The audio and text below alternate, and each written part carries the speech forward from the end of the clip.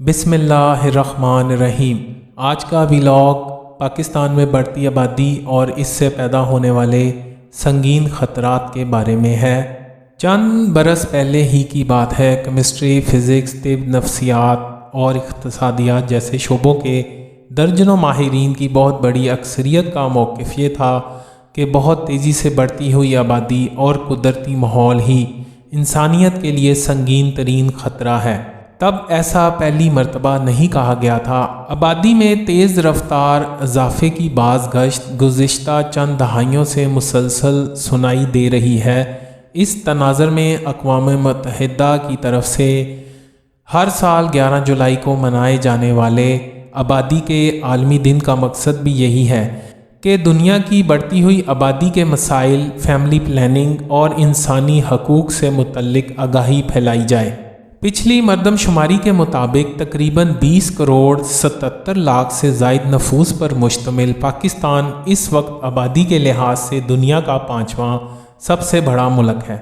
World population review کے مطابق اس فہرست میں شامل پہلے 4 بڑے ممالک یعنی چین، بھارت، امریکہ اور انڈونیشیا کے مقابلے میں پاکستان میں آبادی میں اضافے کی رفتار سب سے زیادہ ہے۔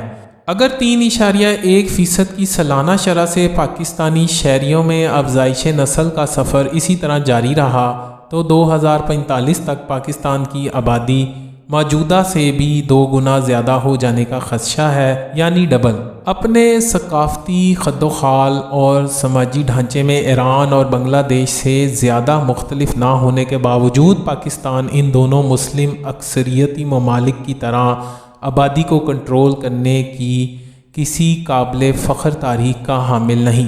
1971 میں بنگلہ دیش کی آبادی تقریباً 7 کروڑ جبکہ پاکستان کی آبادی لگ بھگ 6 کروڑ تھی۔ 50 برس بعد بنگلہ دیش کی آبادی 16 کروڑ 74 لاکھ جبکہ پاکستان کی آبادی 20 کروڑ 70 لاکھ ہو چکی ہے۔ مطلب یہ کہ اس عرصے میں پاکستان میں بنگلہ دیش کی نسبت تقریباً 5 کروڑ بچے زیادہ پیدا ہوئے ہیں۔ ایران میں 1980 میں فی خاتون 6.5 بچوں کی اوسط سے افزائش نسل جاری تھی، جو ورلڈ بینک کی 2020 کی ایک رپورٹ کے مطابق اب تک کم ہو کر 2.1 بچے رہ گئی تھی۔ اسی رپورٹ کے مطابق پاکستان میں اب تک 3.1 بچے فی خاتون کی شرح سے افزائش نسل جاری ہے، جو ماہرین کے الفاظ میں خوفناک حد تک بلند شرح ہے۔ پاکستان 3 مختلف سطحوں پر کسی قابل ذکر کارکردگی کا مظاہرہ نہیں کر سکا۔ پالیسی سازوں نے عمدہ پالیسیاں اور مؤثر قوانین نہیں بنائے کیونکہ آبادی کا مسئلہ عوامی مقبولیت سے منسلک نہیں۔ ممکنہ خطرات سے آگاہ کرنے والے ادارے کبھی بھی درست اندازہ نہ لگا سکے۔ جب بھی مردم شماری ہوئی، مختلف اداروں کے پیش کردہ اعداد و شمار ناقص ہی ثابت ہوئے۔ تیسری ناکامی پالیسیوں کا عملی نفاذ کرنے والے اداروں کی نچلی سطح پر ناکامی ہے۔ اہم ترین اور بنیادی قدم آگاہی مہم تھی۔ ایک عرصے تک مانع حمل ادویات اور کنڈومز کے اشتہارات دیکھے گئے جنہوں نے وسیع پیمانے پر آگاہی پھیلائی، لیکن پھر اچانک ایسے اشتہارات نظر آنا بند ہو گئے۔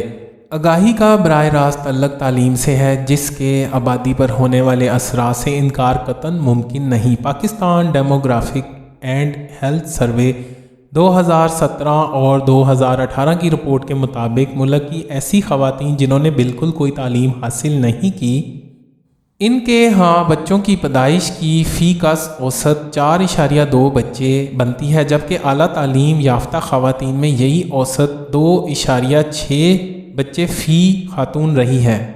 اسی طرح بلند شرح تعلیم والے علاقوں میں مانع حمل ذرائع کا استعمال بھی زیادہ ہے۔ اس سروے کے مطابق پاکستانی دارالحکومت اسلام آباد میں مانع حمل ذریعے کے طور پر کنڈومز کا استعمال 18.7% ہے، جبکہ فاٹا کہلانے والے سابقہ قبائلی علاقوں میں یہی تناسب صرف 2.9% بنتا ہے۔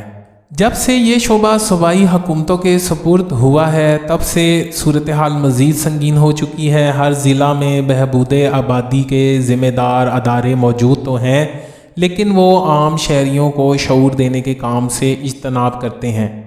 حکومتی ذرائع کے مطابق معنی حمل مصنوعات اب بہت ہی کم تعداد میں درآمد کی جا رہی ہیں۔ دوسرا یہ کہ ضلعی سطح پر بھی اہداف غیر متعین ہی ہیں، حالانکہ اہداف نگرانی اور جانچ پڑتال کے بغیر کوئی بھی منصوبہ کبھی کامیاب نہیں ہو سکتا۔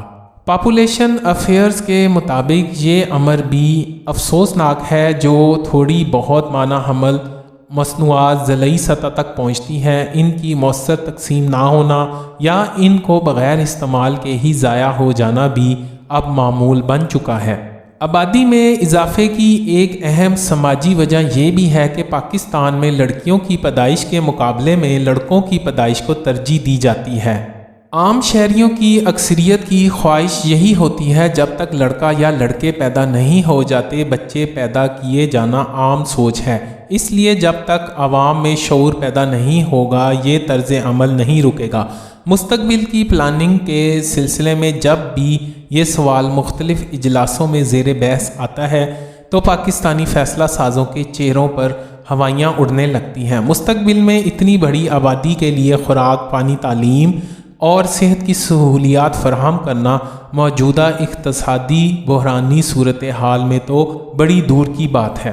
ایسا کرنا تو تب بھی ممکن نہیں ہوگا جب اگر مثال کے طور پر اقتصادی ترقی کی شرح 4% سے بڑھ کر 20 بھی ہو جائے۔ شہری اور دیہی علاقوں میں آبادی کا توازن بگڑ رہا ہے۔ پاکستان میں 1955 میں ملک کی صرف 19% آبادی شہروں میں رہتی تھی۔ مسلسل اضافے کے بعد 2020 میں یہی شرح 35% ہو چکی ہے۔ ماہرین کے مطابق 2055 تک پاکستان میں شہری اور دیہی علاقوں کی آبادی کا تناسب برابر ہو جائے گا۔ تب 50% پاکستانی شہروں میں رہ رہے ہوں گے اور اتنی ہی تعداد میں دیہی علاقوں میں ہوں گے اور اتنی ہی تعداد دیہی علاقوں میں ہوگی۔ بڑھتی ہوئی آبادی کی رہائشی ضروریات کے پیش نظر زرعی زمینوں کی جگہ ہاؤسنگ سوسائٹیوں کا جال بچھایا جا رہا ہے۔ جب ایسا ہوگا تو کھانے کے لیے گندم کہاں سے لائیں گے؟ پاکستان کے کسی بھی شہر میں چلے جائیں، ٹریفک کا رش، ہسپتالوں اور سکولوں کی ناکافی تعداد، پینے کے صاف پانی اور نکاسی آب سے جڑے مسائل شہریوں کا جینا حرام کر چکے ہیں۔ ماحولیاتی تباہی اور درجہ حرارت میں مسلسل اضافہ بھی اپنی جگہ ہیں۔ تو اگر ہم ملک کی موجودہ آبادی کی بنیادی ضروریات اس وقت بھی پورا نہیں کر سکتے تو آنے والے کل میں ہم کیا کریں گے؟ بے ہنگم آبادی کا پھیلتا ہوا یہ سیلاب پورے سماجی ڈھانچے کو بہا کر لے جائے گا۔ اس کے سامنے ابھی سے کوئی بند نہ باندھا گیا تو پھر بہت دیر ہو جائے گی، پھر یہ مسئلہ ہم سے بالکل حل نہیں ہو پائے گا۔ اس لیے آبادی میں بہت تیز رفتار اضافے کے اس مسئلے کو ترجیحی بنیادوں پر حل کیا جانا چاہیے۔